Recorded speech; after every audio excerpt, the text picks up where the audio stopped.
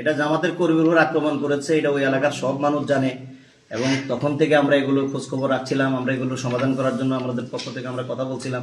তো তিনি যেটা বলেছেন তার কর্মীরা আমাদের রোকন এবং ওই ইউনিয়নের দায়িত্বশীল ওই দায়িত্ব, এবং যেই যার কথা বললাম জসিমউদ্দিন, উনি অত্যন্ত পরিচিত মানুষ রায়চাঁদ বাজারের, তার স্ত্রী, এবং তিনি ওই ইউনিয়নের দায়িত্বশীল। তার তো আওয়ামী লীগের কর্মী হওয়ার কোনো কারণ নাই, বরং ওনার সাথে আমাদের এই নারী কর্মীর সাথে যে আচরণ করেছে রুবেল নামে যে সন্ত্রাসী, সে আমরা শুনেছি যে সে একসময় ছাত্রলীগের সাথে বা পতিত যেই পলাতক যে স্বৈরাচারী সরকার ফ্যাসিবাদের, সে একসময় কর্মী ছিল। শিয়া বাটার ও ভিটামিনে সমৃদ্ধ লিলি বিউটি সোপ, তারুণ্যময় উজ্জ্বল ত্বকের জন্য।